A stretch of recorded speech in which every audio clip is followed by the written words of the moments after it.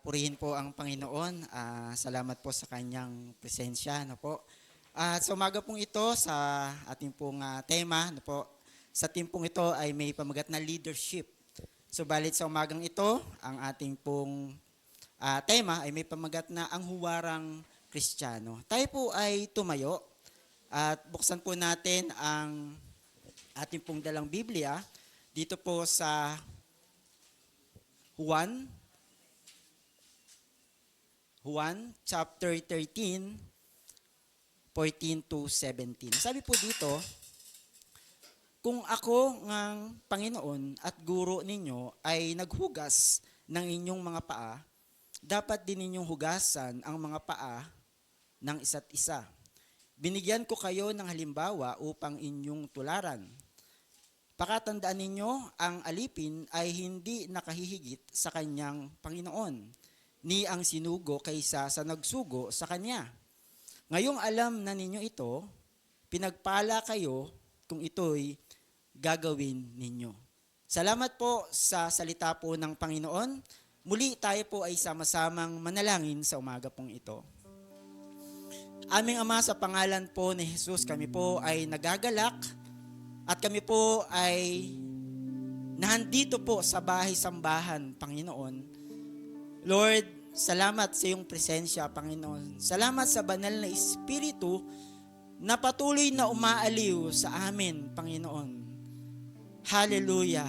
Lord, sa pagkakataong ito, humihingi po kami ng paglilinis ng aming pong kaisipan, ng aming pong mga puso, ng aming pong mga gawi, Panginoon, sa aming pong mga buhay na hindi po naging kalugod-lugod po sa inyo. Patawad po, Panginoon. Patawad po na kami po ay nakasuway at hindi po nakasunod sa inyo. At sa umagang ito, hayaan niyo po, Panginoon, na maramdaman po namin ang inyo pong hipo sa umagang ito habang kami po ay nakikinig ng inyong mga salita. Samahan niyo po kami, Panginoon, ma-enjoy po namin ang presence po ninyo sa umagang ito. At alam po namin, meron po kayong mensahe sa umagang ito. Patuloy niyo pong buksan ang aming pong pandinig, ang aming pong pangunawa, Panginoon, maging ang aming pong mga puso, Panginoon, sa umagang ito. Ang gawa ng kaaway, anumang taktika ng aming pong kaaway na maaring gawin sa aming pong kalagitnaan, ay patuloy po naming sinasaway at sinisira sa pangalan po ni Jesus. Maitaas po kayo, Panginoon, sa umaga pong ito at gamitin niyo po ang inyong pong abang lingkod bilang daluyan ng inyong mensahe sa umagang ito. Salamat po, Diyos. Salamat po. Ito po ang aming panalangin sa pangalan po ni Jesus. Amen at amen. Sige po, ang bawat isa po yung makakaupo na.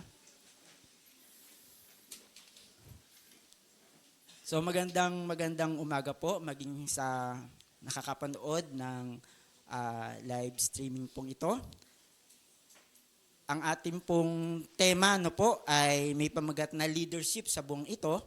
Subalit ang ating pong tema po ay may pamagat na ang huwarang Kristiyano. Kasi pag sinabi pong leadership, baka iniisip po natin, ito pala ay para sa mga leaders lang pala na tinawag ng iglesia, ng bawat departamento. Hindi po. Mamaya matutunghayan po natin na ang mensaheng ito ay para po sa lahat. So ano daw po ba yung leadership? Ang pamumuno ay isang aksyon, hindi posisyon. Ang pinuno ay kailangan ng malinaw na vision para sa kapakanan at hinaharap ng kanyang pinamumunuan. Ang pamumuno ay kailangan ng puso upang humarap sa mga hamon kasama ang mga pinamumunuan. Ang pamumuno ay isang paglalakbay upang mapaunlad ang sarili at ang pinamumunuan. Ang pamumuno ay kailangang may tiwala sa Diyos at sa pinamumunuan.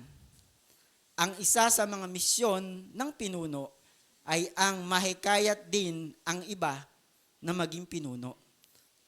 So hindi lamang po ito sa leaders na tinatawag po nating leader ng isang departamento, kundi ang message po ng Panginoon sa umaga pong ito ay holistic at ito po ay para sa ating lahat na tinawag ng ating pong Panginoon.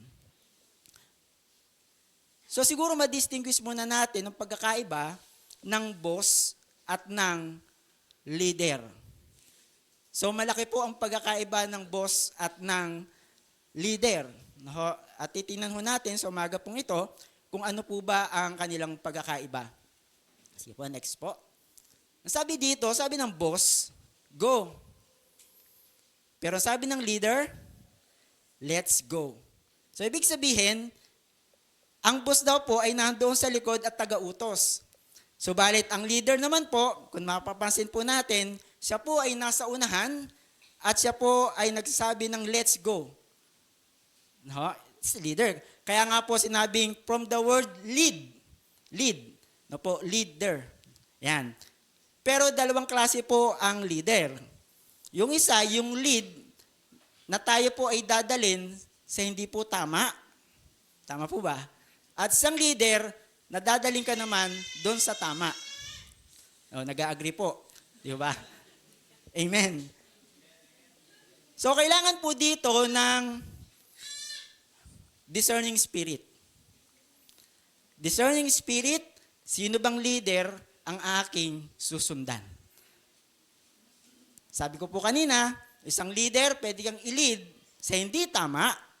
Subalit yung isang leader, pwede kang ituwid, pwede kang dalhin sa tama. So, kailangan ho nating patuloy na manalangin. Hindi lang after nating makuha, makamit yung ating pong pinagpe-pray, ay okay na. Kaya nga yung isang leader, kung ating pong kilala po yon, siya po ay sumuko na. Next po, tingnan po natin. Ang boss daw po uses people, gumagamit siya ng tao, subalit ang leader develops people. Nag-i-encourage siya ng tao. Dinedevelop niya ang isang tao, pinauunlad niya ang kaalaman ng isang tao, ang kanyang skills. No? Subalit ang boss, siya po ay gumagamit ng tao. So kung titingnan natin, parang parehas lang, hindi ho. Napakalaki ng pagkakaiba ng isang boss at ng isang leader. Next po. Ang sabi ng boss, kapag ka meron daw pong argumento, meron pong problema, na po, naninisi po siya. Ikaw kasi, mali ka. Kaya nagkaganyan, mali. Pero yung leader, inaayos niya yung problema. Saan ba nagkamali? Kasi yung isang tanong, sino ba ang nagkamali? Didiin natin, di ba? Ihuhusgahan natin, idadaw natin. Pero ang isang leader, tinitingnan, saan ba ang pagkakamali? Saan ba nagkulang? At sinusolusyonan ang isang problema. Amen? At hindi na ginagawan pa ng isa pang problema. Kasi mahirap po yun eh. May problema na nga, hindi na ayos, magkakaroon pa ng isang problema, kaya yung problema, imbis na mawala, imbis na masolusyonan, lalong lumalaki yung problema. Sige po, next po. Ang boss, ang sabi niya ay, ako lang. Pero ang leader, ang sabi niya, we. Tama po ba? Ang hirap na isang leader, siya lang mag-isa. Pero ang tunay na leader, tayo. Kaya nga, sabi nga po, merong I, me, mine, and myself. Ako, at ako pa rin. Di ba? Pero sa isang organisasyon, sa isang grupo, mainam po na mayroon pong pagkakaisa. Mayroon pong unity. Amen po ba? Para hindi po magkawatak-watak. Kasi unity nga eh.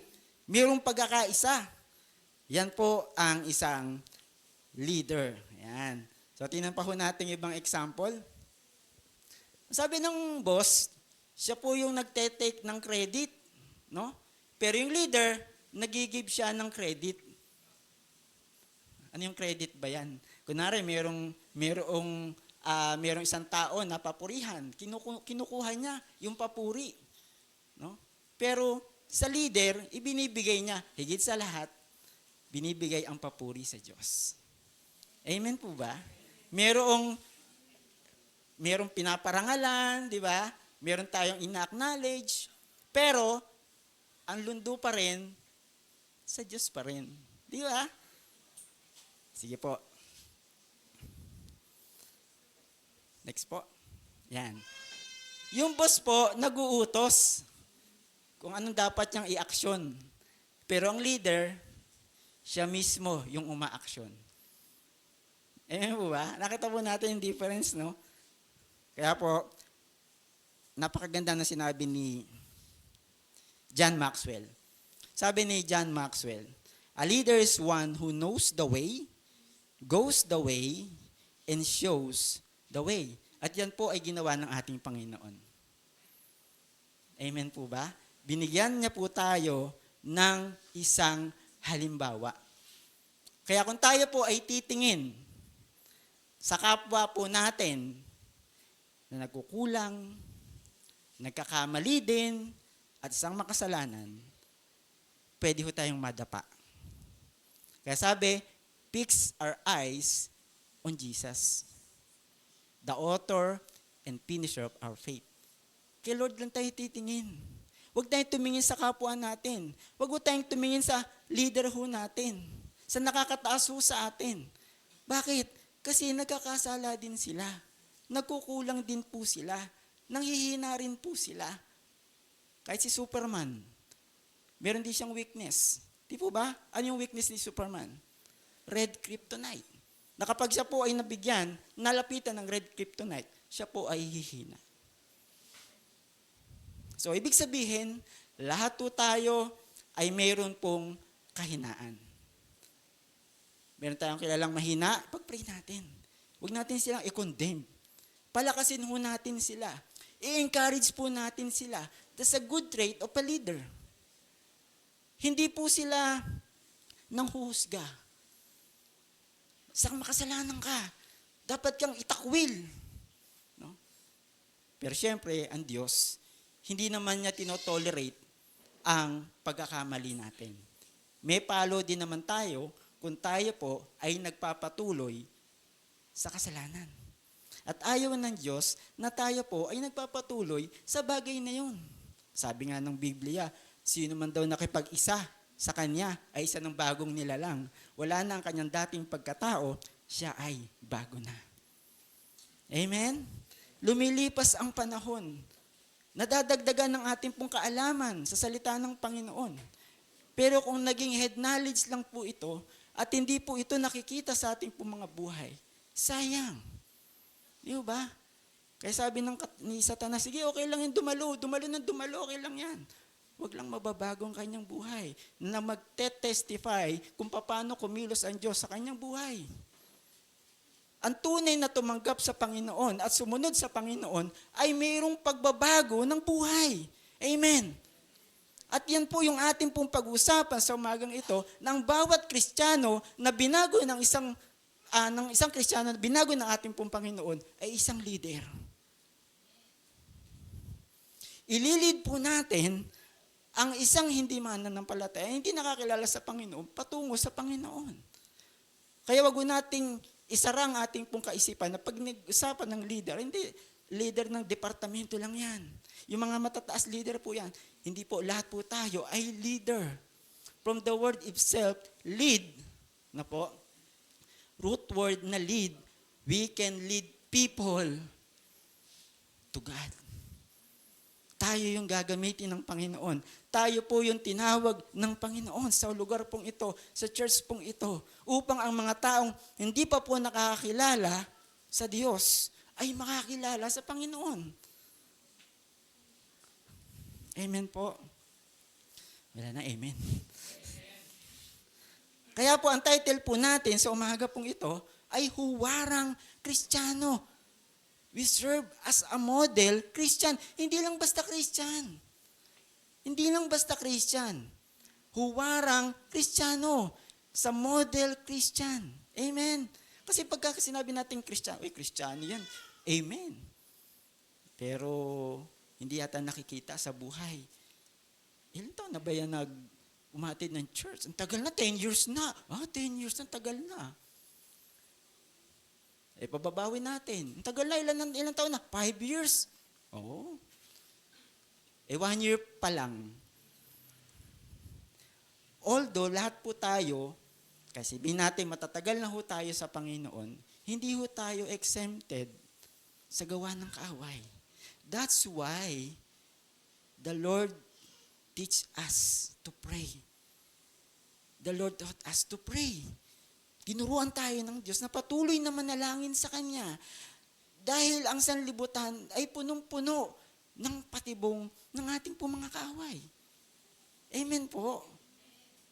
Kaya kung hindi tayo magiging matibay sa ating pong relasyon sa Diyos, malamang mahuko tayo ng sanlibutan. At hindi tayo magiging testimony at magiging kagamit-gamit para sa Panginoon. Sabi nga, ang buhay na ito, hiram lang, di ho ba?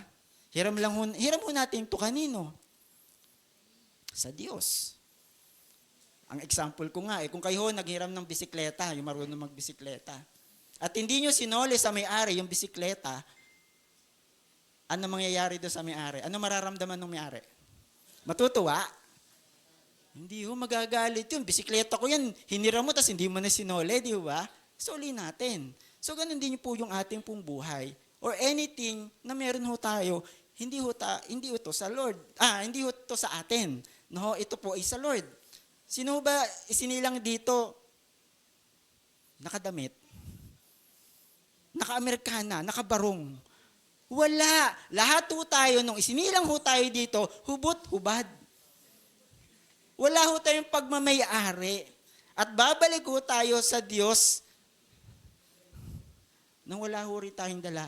Ang tanging dala lang ho natin, ang mga bagay na ginawa ho natin para sa Kanya. At salamat sa mga kabataang ito na nagagamit ng ating Panginoon. Hindi po nasayang yung panahon at oras na iginugol natin sa Diyos sa ating paglilingkod. Lagi kong sinasabi, sa pag-iipon natin ng ating kayamanan sa mundong ito, which okay naman, wala pong question po doon. Salamat sa Panginoon, nakakapag-ipon tayo ng kayamanan. Pero mas sigit po nating nasain na tayo po ay makapag-impok ng kayamanan sa langit. Dahil pag namatay ho tayo, ang kayamanang inipon po natin dito sa lupa, iiwan ho natin. Samantalang yung kayamanan na inipon natin sa langit, pag namatay ho tayo, pupuntahan ho natin. Kaya walang masasayang na oras at sandali na kung tayo po ay naglilingkod sa Panginoon, hindi po nasasayang. Kaya nga minsan iniisip ko, Lord, kailan kami naging pagod para sa iyong gawain? Kung ating re-realize minsan, titingnan, bakit ba ako napagod?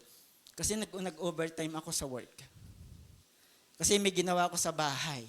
Pero kung minsan, kung titingnan natin, yung napagod ako para sa Panginoon, parang madalang. Di ba? Pero kung titingnan natin, sinasabi natin, ng buhay na ito ay hiram lang natin sa Panginoon at kailangan ho ay ibalik natin sa nagbigay ho sa atin. Mainam ho, na maigawa ho natin yun. At hindi lamang po, naiisip lang ho natin. Huwarang Kristiyano, ano ho ba ito? Tingnan ho natin. Tito, chapter 2, verse 1. Kaya naman, ituro mo ang mga bagay na angkop sa wastong aral. So dito ho tayo, yung pagtuturo. Napakainam na tayo po ay nakakapag-share, nakakapagturo.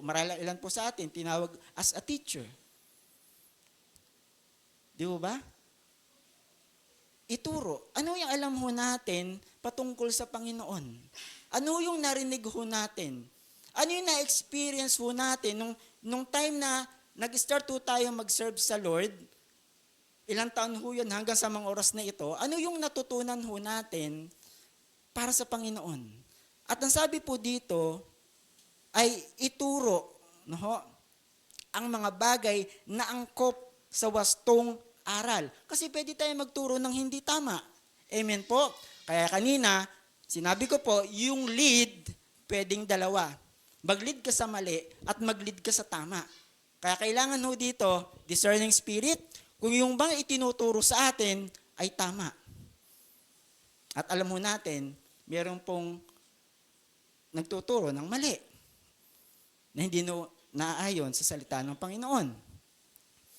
At kung hindi nga ho tayo nakakapag-aral ng salita ng Panginoon, hindi ho tayo nakakapakinig ng salita ng Panginoon, pwede ho tayong mailigaw. Amen? Kaya ang sinasabi po dito, angkop sa wastong aral. Sabihin mo sa mga nakakatandang lalaki na sila'y maging mapagpigil sa sarili. Number 1, pagpipigil sa sarili, self-control. Yung bang gustong-gusto mo nang gawin, pero hindi tama. Pero mayroong udyok sa iyong sarili na hindi mo alam kung sino yung nag-uudyok, pero alam mong mali, o alam na natin kung sino yung nag-uudyok sa atin. Amen po ba? Ang sabi dyan, maging mapagpigil sa sarili. Kung alam mo nating mali, alam naman nating mali kasi mayroon naman tayong discerning spirit, huwag naman nating gawin. Bakit? Alam natin na kapag ginawa natin ang mali, ang dulo niyan, hindi magiging tama. Tama po ba? Kundi mali. Pwede ho natin tanungin yung mga taong naka-experience ng sumuway sa Diyos kung ano naging experience po nila. Luha at sakit ng damdamin. Dahil sila po ay sumuway. Pero subukan nyo po na tanungin ang mga taong sumunod sa Diyos. Sasabihin niya, napakasarap sumunod sa Diyos. Saan ho tayo? Gusto ba nating sumuway o gusto nating sumunod? Minsan, alam niyo po ang tao curious. Hindi ko po ito na-experience eh. Sabi niya sa kanya, wag mong gagawin yan. Hindi maganda yan. Maidudulot niya. Curious ka, hindi pa nangyayari. Hindi mangyayari sa akin yan. Tinry niya. Sinabi ng wag eh. Ayun, ang nangyari. Tapos babalik ka dun sa nagsabi sa'yo na wag mong gawin. No, sana nakinig ako sa'yo. Uy, bakit yan ba? Ginawa mo. Ginawa ko pa rin yung gusto ko. Pero alam niyo po, itong katotohanan, na kahit nagkakamali ho tayo, lumapit ho tayo sa Diyos at tayo patatawarin ng Panginoon. Pero wag naman hong madalas tayong nagkakamali. Alam na ho natin yung tama. Alam na ho natin yung kalooban ng Panginoon. Pero minsan iginigiit pa rin natin yung gusto po natin. At sasabihin natin, Lord, patawad uli. Kung nadapa ho tayo, wag na ho tayong dumaan doon sa lugar na kinadapaan po natin. Amen. Alam mo nang kapag dumaan ka dyan, madadapa ka. Buti nga nakabangon ka sa tulong ng Panginoon. Merong umalalay sa'yo. Kung dumating yung pagkakataon, dahil sa namanhid ka na sa paggawa ng masama at hindi tama sa harapan ng Panginoon, wala nang tumulong sa'yo, at hindi ka na nakabangon, ano kaya ang mangyayari? Hello? As a leader, we are all leaders. Tingnan mo yung katabi mo. Yan. Leader po yan. Ililid po tayo niyan sa tamang landas. At hindi sa maling landas. Amen? Pero kailangan pa rin nating manalangin. Patuloy tayong manalangin. Bakit? Kasi hindi lang naman tayo yung share-sharean kundi tayo rin yung nagsishare sa kanila. Through our experience. Kasi ginagamit ho ng Panginoon ang mga experience na yan upang tayo po ay magpatatag ng ating pong kapwa. Ano po yung sumunod? Marangal. Naalala ko po yung isang kwento Nung umaga, umalis Attorney. Siyempre, pag attorney ka, may attache case ka, di ba? Tapos naka-Amerikana ka. Nung one time, uwi, madaling araw. Lasing. Dala yung attache case, naka-Amerikana, tapos medyo hindi na ayos yung damit niya. Sa tingin po natin, igagalang natin yung ganun tao. Hello? Madaling araw, di ba respetadong tao ka? Di ba? Tapos ganun, uuwi ka ng madaling araw, lasing ka, tapos meron kang kasamang babae, naka-miniskirt. Tapos nung masulyap-sulyapan mo nung lumiwanag, hindi niya asawa. Patay tayo dyan. Respectable Christian. Huwag na ho nating sabihin, sige, hindi na lang ako leader ng mataas na hindi pa ako nagli-lead sa isang group o isang department. As a Christian, pangalagaan po natin, yung tinanggap po natin, si Lord sa buhay ho natin. Amen. Makatwiran at matatag sa pananampalataya. Paano tayo magiging matatag sa pananampalataya? Now you see, now you don't. Ngayon nakaka-fellowship mo, mamaya hindi. Ang isang matatag sa pananampalataya ay patuloy na nagbubunga. Patuloy na nagagamit ng Panginoon. Nagiging patotoo po siya sa mga taong kanyang kilala. Kaya minsan, ang hirap mag-share. Atin tayo. Tapos ikaw hindi ka nakikitang umaatin. Hayo tayo. Tapos ikaw hindi ka nakikitang umahayo. Amen po ba? Sa pag-ibig at pagtitiis. Sa pag-ibig, medyo broad ho ito. Pero, ang lundo po nito, kung isa-summarize po natin, pag-ibig pag-ibig natin sa ating kapwa at pag-ibig natin sa Diyos. Yun po yun. At pagtitiis. Yung bang ikaw ay gumagawa sa kalooban ng Panginoon na kahit 2:30 ng tanghali, 3:00 ng hapon, diba? Kaya po hindi po biro yung nagkaroon po ng ministry, yung mga bata po, yung ministry po ng bata na may araw, mainit, di ba? Tutulo pawis mo. Pero alam nyo, yung sa gabi na ikaw ay matutulog, na Lord, salamat. I've done my part. Nagawa ko, Lord, yung pinagagawa mo sa akin ngayong araw na to. Ang sarap ng pakiramdam. Amen? Yung ikaw ay nakagawa doon sa gusto ng Panginoon na nilalayon sa iyong buhay. O, kakapagod. Pag yun ang naramdaman ho natin, medyo delikado, nakakapagod, nakaka-stress maghapon. Hindi natin na-enjoy ang presence ng Panginoon. Andyan pa ho tayo. Yung pagtitiis, kasama po yan. Kasi si Jesus Christ nagtiis . Tama ho ba? Nagpasa ng krus. No? Habang siya po ay pinapalo, hanggang siya po ay binayubay sa krus ng Kalbaryo, hanggang siya po ay tinarakan, kanyang tagiliran. Di ba? Sobrang pagtitiis ng ating Panginoon upang tayo po ay maligtas at magkaroon ng buhay na walang hanggan. Alam, minsan tayo pag wala lang electric fan, walang aircon, di ba? Minsan ang tao, in general, di ba? Ang hirap. Init, di na ako attend next week. Yung tipong gano'n, di ba? Ang tao gano'n. Pero praise God sa atin ay we are so blessed. Nako. So, ang tinuturo po sa atin, yung pagtitiis sa ating pong pagsunod sa ating pong Panginoon. Verse 3, sabihin mo sa mga nakakatandang babae na sila'y mamuhay ng may kabanalan.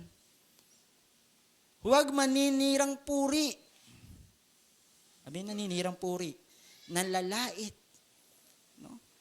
at huwag malulong sa alak. Mga babae, nalulong sa alak. Siguro naman wala akong umiinom ng alak. Brad, konti lang. Patago pa. Alam niyo po, lagi ko naaalala yung kanta na God is watching us from a distance. Yung kanta ni Lea Salonga, di ba? Alam ko si Lea Salonga, hindi ko lang alam kung siya yung original na kumanta ng kantang yon, pero God is watching us from a distance. Kaya kung tayo po ay gagawa ng hindi kalooban ng Panginoon, at alam natin na hindi kalooban ng Panginoon yon, alam ng Diyos na tayo po ay sumasalisi, sumasideline. Amen po ba? Kaya paggabi po, umingi po tayo ng tawad sa Diyos. Ayan. Pero alam ko po, ng Diyos ay nagbabago ng puso. Kasi ayaw niya na tayo po ay magpatuloy sa paggawa ng ganong bagay. Kundi magturo ng mabuti. Sabi po dyan. At tinuturo po mabuti at hindi po masama. Verse 4, upang maakay nila ang mga kabataang babae na mahalin ng kanilang mga asawa at mga anak. Verse 5, ang mga kabataang ito'y kailangang ding turuan na maging makatuwiran. Malinis ang isipan. So, hindi tama ang kanilang pag-iisip. Masipag sa gawaing bahay. So, alam ko po, ang bawat isa po na kabataan, ang bawat isa po sa atin ay masipag sa gawain ng Panginoon. Pero ang sinasabi naman din po dito, tayo po ay maging masipag din sa gawaing bahay. Mabait at masunurin sa kanilang asawa. Masunurin sa kanilang asawa. Hindi naman po ito si si Andy. Yan si Andy. Yung sabi niya, yes darling.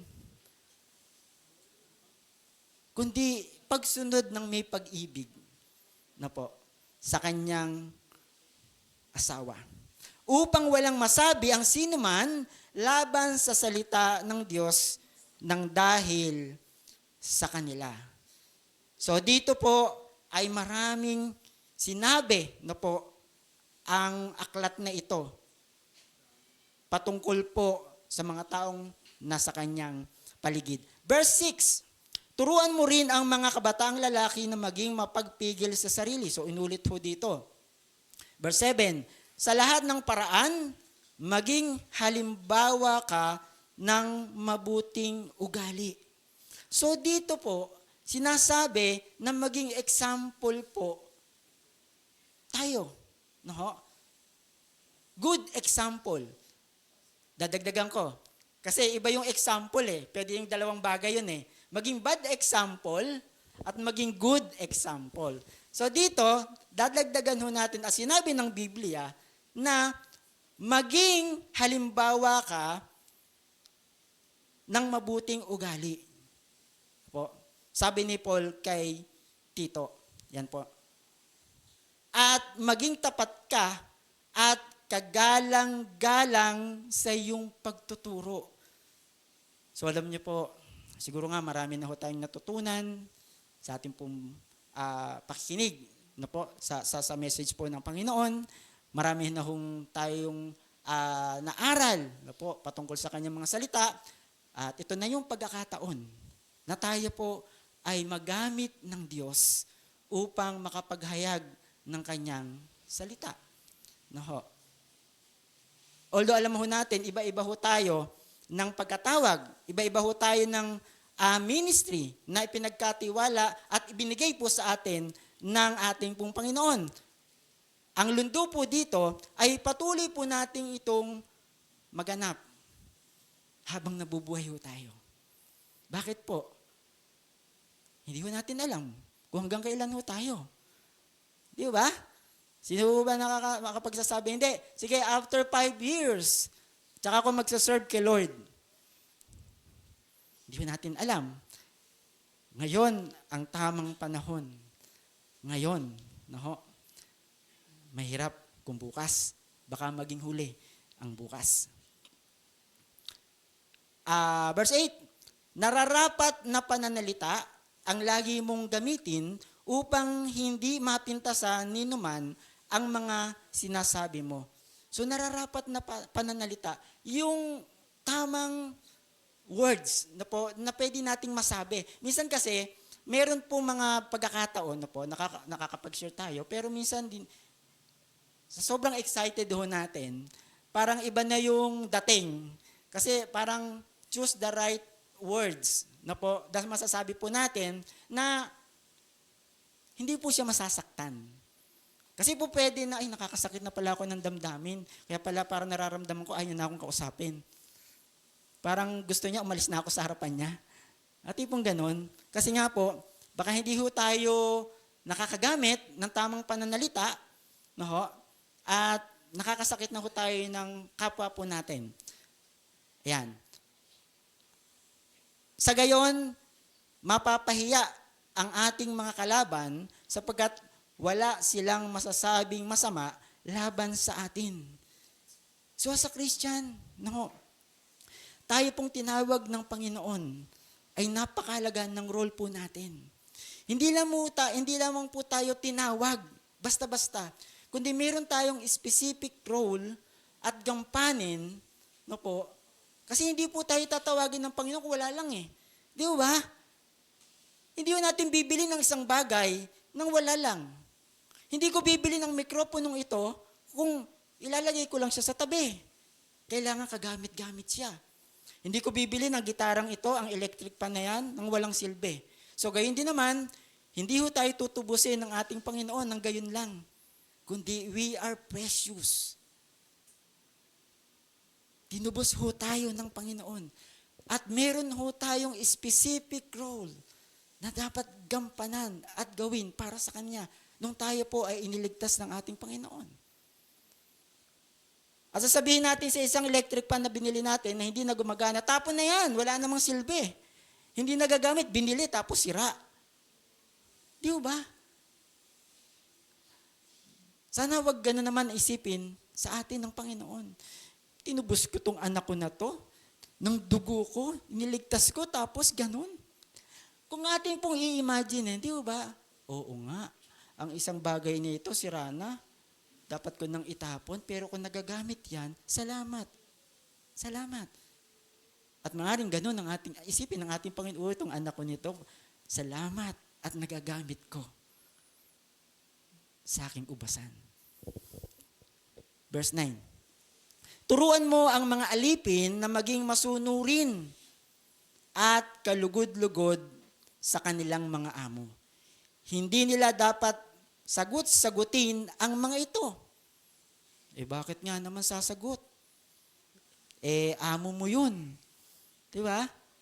Siya yung nagpapasweldo sa'yo. Siya yung nagpapakain sa'yo.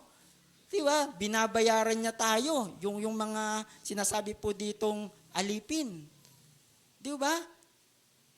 Kaya kung tayo po ibibili ng alipin, siyempre gusto natin nauutusan.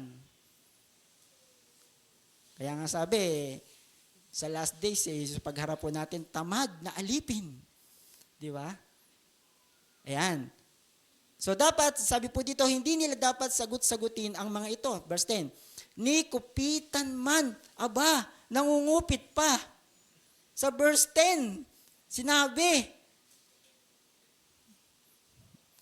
naalala ko po nung ako po ay bata pa Ganon din ho ako Kumukuha ako ng wallet na hindi wallet at nangungupit ho ako. Di ba?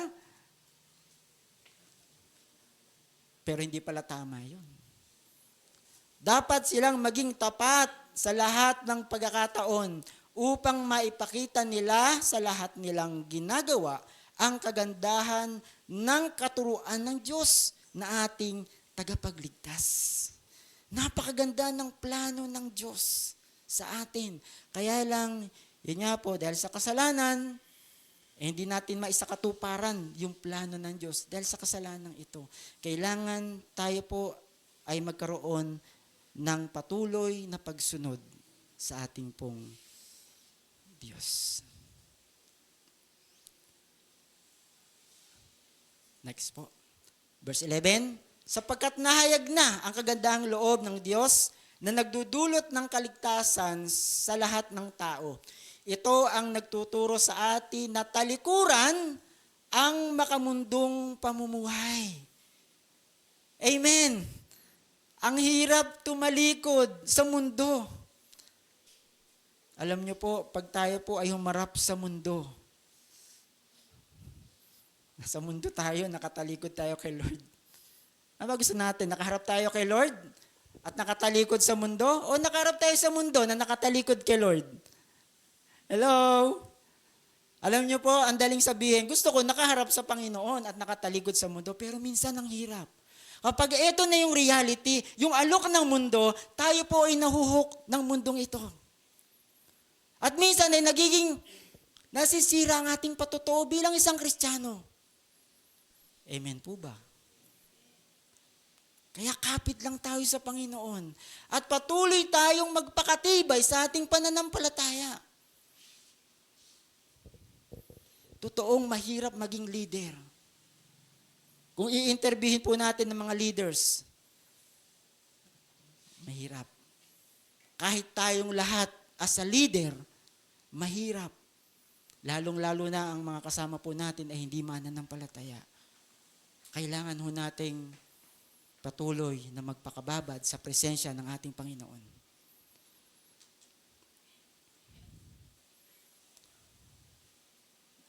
Verse 15.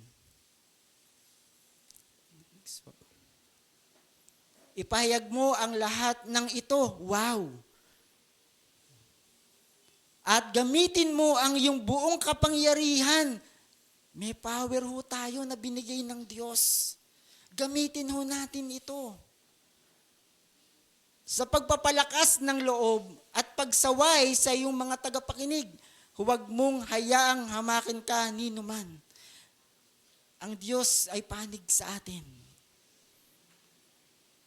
Huwag mo nating sabihin, bago lang ako. Ba't wala ko naririnig? Matagal na ako. At bihira. Matagal na ako sa Panginoon. Parang bihira eh. Usual, kadalasan naririnig natin, hindi bago lang ako sa Panginoon. Pero ang totoo, tagal na pala. 5 years, 10 years, 15 years. Hello? Gamitin natin. Ang sabi po dyan, yung buong kapangyarihan na ibinigay ng Diyos. May power ho tayo. Amen. Parang walang amen. Hello? Siguro nagtanong iba, may power pala ako. Bakit wala? Tinanggap natin ng Panginoong Hesus. Tama po ba? Kung tinanggap natin ng Panginoong Hesus, may power tayo. Huwag mo sabihin wala kang power. At yan ang sinasabi ng iyong kaaway. Wala kang power, wala kang power. Hello? Tapos sasabihin, hindi ka magagamit ni Lord, hindi ka magagamit ni Lord. Sasabihin mo naman, oo nga, oo nga. Kailan natin tinanggap si Lord? Sinasabi natin, matagal na tayong Kristiyano, di ba? Matagal na natin tinanggap ang Panginoon. Pero minsan iniisip natin, parang wala akong power. Are we exercising our power? Are we still connected to God? Alam niyo po, pwedeng every Sunday nandito tayo, pero wala na tayong relation kay Lord. Nagaya ng isang mag-asawa, nakikita, pero hindi na nag-uusap. Wala na silang relationship. Malamig ang kanilang relationship. Pwedeng mangyari yun. Every Sunday, nasa church po tayo, pero wala na ho tayong relasyon sa Diyos. Pwede ho mangyari yun. Di ba mag-asawa? Magkasama sa bahay, pero hindi na nag-uusap. Hello? Bisan nga, kasama natin sa loob ng church, hindi natin kinakausap eh. Hello? Sabi ng kaaway, okay, tagumpay ako. Hello?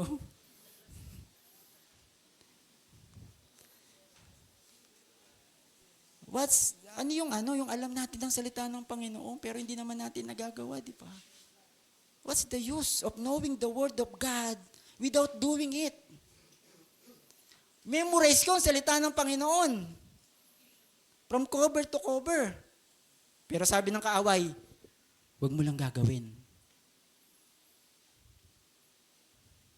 It's the head knowledge. Hello? Andiyan pa ho tayo? Huwag ho tayong padaya sa kaaway ho natin. Okay lang yan. Attend ka lang. Okay lang yan. Gagawin kitang hindi magandang halimbawa. Huwag tayong papayag. Kasi sa umagang ito, ang message ng Panginoon na sa leader ho tayong lahat, na sinasabi ho natin nakakilala tayo sa Panginoon, tayo po ay mamumuhay ng mayroong pong kabanalang buhay at magiging huwarang Kristiyano po tayo na tinawag ng ating Panginoon. Huwag ho nating ilagay sa isip natin, ba't sila nagkakamali, hindi ba ako pwede magkamali? Sila nagkakasala, hindi ba ako pwede magkasala? Huwag ho nating isipin po yun. Ang isipin po natin yung pagkatawag sa atin ng Panginoon. Kung sila ay nagpapatuloy sa ganung bagay, huwag ho tayo. Because iba ang leading ng Banal na Espiritu sa atin. Amen po? Kung sila po ay nagpapatuloy sa hindi magandang pamumuhay, tayo po yung gagamitin ni Lord upang babalaan sila. Kapatid, huwag tayo magpatuloy sa ganyan. Hindi nalulugod si Lord dyan. We lead them back to the Lord as a Christian. Lalong-lalo na hindi pa sila nakakakilala sa Panginoon. Next po. Efeso 5:15-17. Kaya't mag-ingat kayo kung paano kayo namumuhay. Mamuhay kayong tulad ng matatalino at di tulad ng mga mangmang. Gamitin ninyo ng lubusan para sa mabuti ang bawat pagkakataon, sapagkat puno ng kasamaan ang kasalukuyang panahon. Huwag kayong maging hangal, sa halip unawain ninyo kung ano ang kalooban ng Panginoon. We are in the last days. Napakahalaga at very alarming itong mensahe ng Panginoon sa atin. At alam ko po na ang bawat pagkakataon na nakakarinig ho tayo ng mensahe ng Panginoon ay tamang pagkakataon na nare-remind ho tayo na magpatuloy ho tayo sa paglilingkod. Paano po ba titibay ang ating pananampalataya?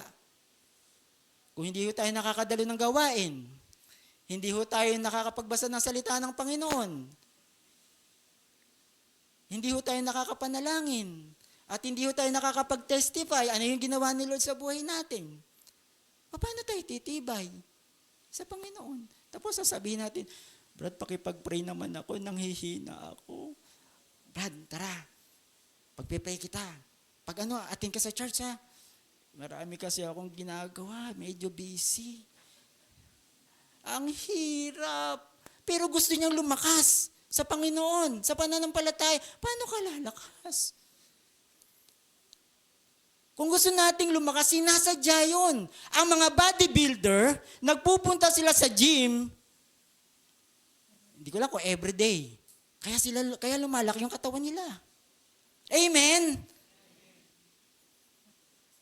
Sa spiritual nating buhay, paano natin mapapalakas na mapalalaki. O yan, isang word na. Yung ating pananampalataya. Amen? Hindi nagbabasa ng Bible. Paano tayo lalakas? Hindi nakakapanalangin. May gawain, hindi dumadalo. Paano tayo lalakas? Kung gusto natin lumakas, sinasadya yun. Sabi mo sa katabi mo, sinasadya yun. Hindi lang yung suntok sa buwan. Hindi yung suntok sa buwan na lalakas ka na lang nang wala tayong gagawin. Amen po? Hindi tayo lalakas nang wala tayong gagawin. Kaya nga sabi ko sa inyo, yung mga bodybuilder, interviewin nyo, bakit lumaki ang katawan mo? Testing nyo lang. Yun, i-relate natin sa spiritual nating pamumuhay. Sa spiritual po nating pananampalataya, paano lalakas ang ating spiritual life? Kung hindi ho natin sasadyain na lumakas ito. As a Christian, as a leader, kailangan kong lumakas upang ako ay magpalakas ng iba. Next slide. Kaya sinasabi po dyan, kayo ang asin ng lupa. Ngunit kapag ang asin ay nawalan ng alat, paano pa ito muling aalat? Wala na itong kabuluhan, kundi itapon na lamang at yurakan ng mga tao. Kaya yung testimony, wala na po. Next po. Kayo ang ilaw ng sanlibutan, ang isang lungsod na nakatayo sa ibabaw ng isang burol ay hindi maitatago. Hindi rin sinisindihan ng sinuman ang ilawan upang ilagay sa ilalim ng takalan. Ngunit ito ay nilalagay sa lalagyan ng ilawan at nagliliwanag sa lahat ng nasa bahay. Sa ganitong paraan, pagliwanagin ninyo ang inyong ilawan sa harap ng mga tao upang makita nila ang inyong mabubuting gawa. Sa gayon ay luluwalhatiin nila ang inyong amang na nasa langit. Tingnan niyo po yung papuri sa Diyos pa rin. Yung credit kanina sa Diyos pa rin. Nako. Next slide po. Santiago 4:7-8. Kaya nga pasakop kayo sa Diyos. Labanan ninyo ang dyablo at lalayuan niya kayo. Lumapit kayo sa Diyos at lalapit siya sa inyo. Amen? Hindi ho natin magagawa mag-isa. Kailangan natin ang Panginoon. At panghuli, ang sabi ni Tom Peters, leaders don't create followers. They create more leaders. Amen? So sana po sa umagang pong ito ay maluwanag po ang mensahe ng ating pong Panginoon.